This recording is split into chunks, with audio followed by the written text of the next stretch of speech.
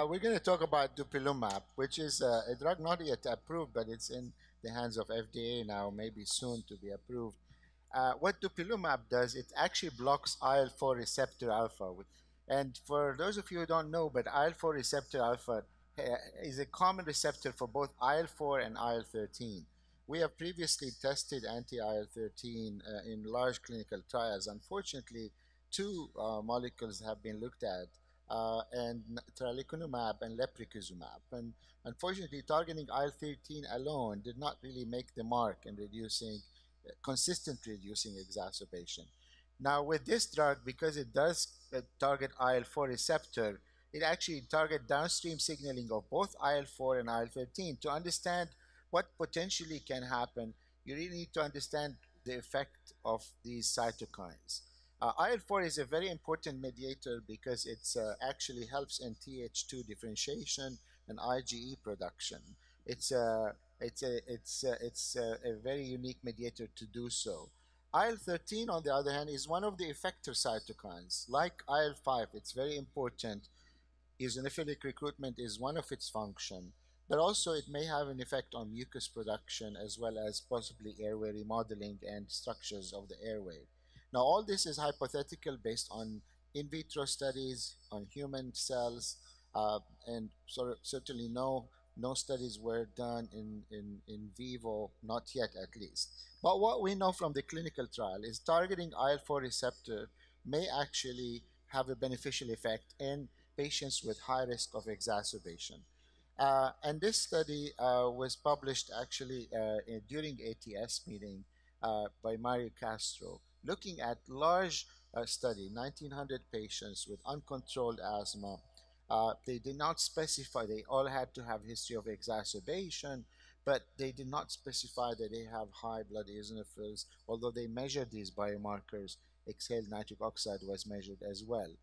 And to understand this slide, you can see that they've tested two doses. The 200 milligram every 2 weeks, it's given subcutaneously, and also the 300 milligram every 2 weeks.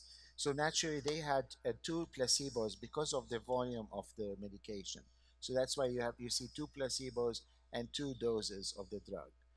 The bottom line, over the 1 year of the study, the reduction of exacerbation was significant in the ITT population.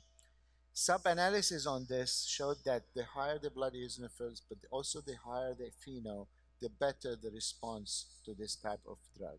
So it's a drug that targets T2 inflammation, and it also improves lung function. Indeed, actually, when you look at lung function improvement, it's pretty quick. Within 2 weeks, you can see improvement in lung function that is sustained all throughout the 1 year study, uh, compared to the placebo arms. Another study published in the same issue of New England Journal of Medicine, the Venture trial, this was a very similar study to the Zonda study that Ray just discussed with us.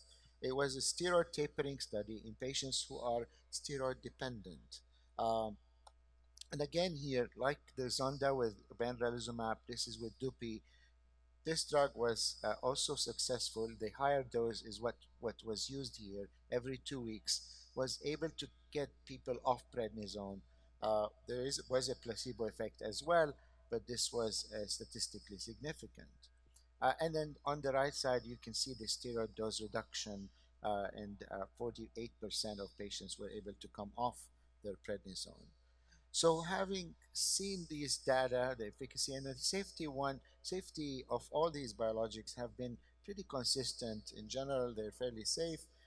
With the anti-IL-5s, there are now data up to 4 years in multiple studies. Some of them were presented in ATS, suggesting that they are pretty safe.